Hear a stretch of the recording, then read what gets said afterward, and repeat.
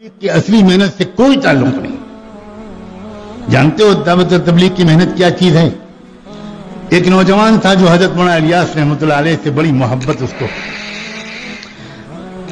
College میں پڑھتا تھا اس زمانے میں، یا کوئی اور کام کرتا ہوگا، داڑھی منڈاتا تھا، کلین شیو تھا، لیکن اللہ کے دین کے لیے حضرت مولانا الیاس رحمۃ اللہ علیہ سے اس کو محبت ہو گئی.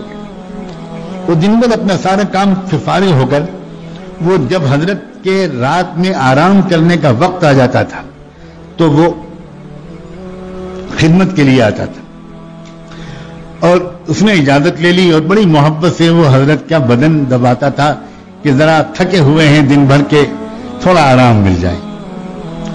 اندھیرا ہوتا تھا، بجلی تھی نہیں، تو کئی راتیں گزر گئیں، کئی دن گزر گئے، اچھا خاصا وقت گزر گیا، خدمت کرنے کے لیے آتا رہا.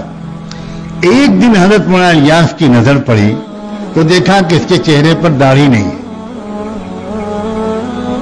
تو یہ سمجھ کر کہ اب تو یہ ہمارا اپنا ہو گیا، محبت کرنے لگا، کوئی حرج نہیں اس سے یہ بات کہنے میں. تو اس سے کہا حضرت مولانا الیاس نے کہ بیٹا تم داڑھی رکھ لو، اتنے اچھے نوجوان ہو تم داڑھی رکھ لو. کچھ نہیں بولا، وہ بیچارہ چلا گیا. لیکن ابھی اس کو فوراً داڑھی رکھنے کی ہمت نہیں ہوئی، تو اس نے پھر حضرت مولانا الیاس اللہ کے پاس آنا ہی چھوڑ دیا، ڈر کے مارے، شرم کے مارے کہ میں نے ان کی بات نہیں مانی، کیسے جاؤں ان کے پاس. بس اتنا ہوا. اب جب ایک دن نہیں آیا، دو دن نہیں آیا، تو یہ ہے دعوت و تبلیغ. حضرت مولانا الیاس رحمۃ اللہ علیہ بے چین ہو گئے، اور بے چین ہو کر اس لڑکے کو برا بنا نہیں کہنا شروع کیا. اپنے ساتھیوں سے کہا کہ میری مغفرت کی دعا کرو، مجھ سے کتنی بڑی غلطی ہوئی ہے، میں بھی کیسا بے سلیقہ جلد باز انسان ہوں. اتنا پیارا اللہ کا بندہ آتا تھا اور میں نے جلد بازی میں اس سے کچھ کہہ دیا، اور وہ بیچارہ ابھی شاید عمل نہیں کر سکا اور اس نے آنا بھی چھوڑ دیا. اب میں اس کو کہاں ڈھونڈوں؟ تو دو رکعت صلاۃ الحاجت پڑھ کے نماز پڑھنی شروع کر دی.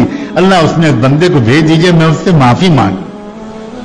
اللہ ایسا نہ ہو کہ میری موت ہو جائے، میرا وقت آ جائے اور میں اس سے معافی نہ مانگ چکا ہوں. اللہ بھیج دیجئے اس کو، مجھے سمجھ میں نہیں آتا میں کہاں تلاش کروں اس کو. چند دن کے بعد ان کی دعاؤں کی قبولیت کا یہ اثر تھا کہ وہ نوجوان شرمایا ہوا بہرحال آ گیا، لیکن آگے نہیں بڑھ رہا تھا. اب جب نظر پڑی حضرت مولانا الیاس کی، لپک کے اس کے پاس گئے، سینے سے لپٹا لیا، اس کی پیشانی کو چوما اور کہا بیٹا تم باقی بات بعد میں، میرے پیارے میں نے جلدی کر دی تھی، تمہارا دل دکھ گیا، مجھے معاف کر دو. ایک مومن کا دل دکھانا بہت بڑا گناہ ہوتا ہے، مجھے معاف کر دو. جب تک تم کہو گے نہیں کہ میں نے آپ کو معاف کر دیا، تب تک میں تمہارا ہاتھ دامن نہیں چھوڑوں گا. کہو کہ میں نے معاف کر دیا. وہ قدموں پہ گر گیا. اس نے کہا حضرت مجرم تو میں ہوں، معافی مجھے مانگنی چاہیے، میں سنت رسول پر عمل نہیں کرتا، آپ کا دل دکھایا، پھر آپ کی بات بھی میں نے نہیں مانی، آپ الٹا معافی مانگ رہے ہیں. بس آج سے میں وعدہ کرتا ہوں اب میں داڑھی کو کبھی شیو نہیں کروں گا. اللہ کے بندو، اے خدا کے بندو، دین کی اصل حقیقت کو سمجھو. جب کسی انسان کے اندر دین کی اصل حقیقت اترتی ہے تو یاد رکھنا اس کی نظر لوگوں کے ظاہر سے پہلے اور ظاہر سے زیادہ ان کے باطن پر پڑتی ہے. وہ لوگوں کی خوبیاں ڈھونڈ لیتے ہیں.